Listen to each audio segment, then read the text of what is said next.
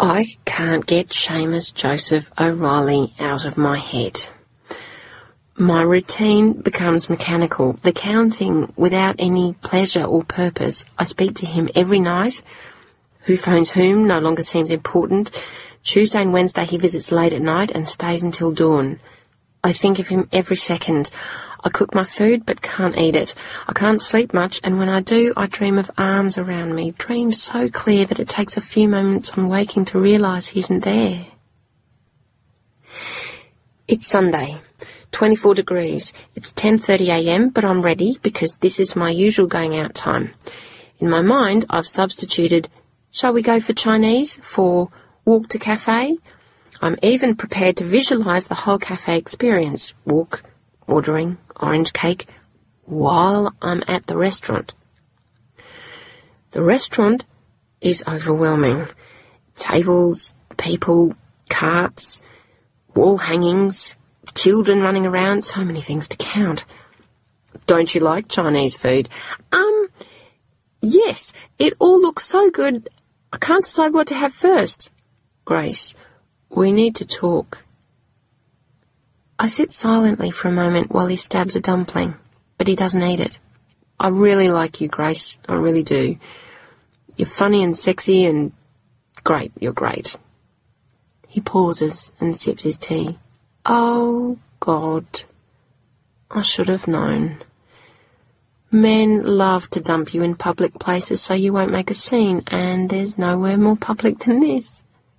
Look, I know this is none of my business, Grace, but why did you take that banana at the supermarket? You had lots of bananas already. I don't say anything. I can't. Grace, when we hold hands, your fingers twitch. When we walk, your lips move. I didn't realise about my fingers. It's only a habit. If you told me when I was doing it, I could stop it. If it's a religious thing where you can't drive or use a mobile phone, or if it's a food allergy thing, I need to know what I'm getting into. I take a deep breath. It's not a religion. It's nothing like that. It's just that I like to count things. I need to count things. Count things. Like what? Like steps and syllables and bites and things. Food. Brushes of my hair. Brushes of my teeth. He's frowning. Keep going. Volume of shampoo. Number of beans for dinner. Bananas, number of items in a load of washing. I make lists of the number of dishes I wash and the surfaces I've dusted to make sure I don't lose count. I check the time a lot. You know, things like those people who wash their hands all day. Obsessive compulsive, is that what they call it? I snort.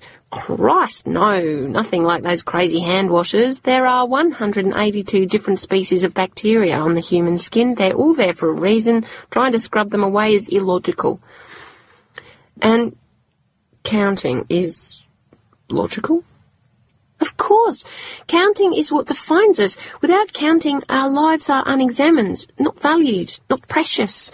Counting, adding, measuring, timing, it's what makes us human.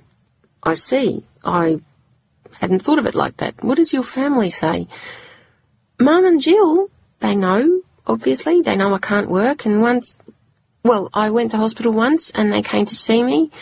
Jill is annoyingly understanding. Mother is afraid it was something she did, so she doesn't want to know. Larry, that's Jill's middle child. She just accepts it. Have you seen anyone about it? Someone professional, I mean? A therapist had kind of a bad turn. That was when I stopped going to work. What did she say was behind it? It doesn't matter. It doesn't matter what she said. She took one little event from my childhood and blew it right out of proportion because of some archaic Freudian perspective that says everything has one simple cause. Humour me, he says. Not this again. Jesus, move on, move on. When I was little, something happened. It's a small, very small incident that I've dealt with so many times. My parents were very proud of me. I was bright at school. When I was 8, we were given a puppy for Christmas. Followed me everywhere. I was supposed to look after it. I was the big girl. Mum and Dad worked so hard to buy the place. Nice house, nice suburbs, so that their kids would have a better start than they did. Down the back was this steep set of steps. The puppy was so small. Couldn't possibly negotiate all those stairs by himself. My mother told me over and over, if you go out the back door, be sure and shut it so the puppy doesn't fall down the stairs. Oh, God, Seamus says. One day, I forgot, he fell down the back stairs. I look up to the sky, a moment of silent prayer, but I'm not sure he notices. The puppy died. He just tumbled down, hit his head, died instantly, without even a whimper. This is the worst part. Seeing him there, lying dead like that, my only thought was for myself. That my parents would no longer think me wonderful.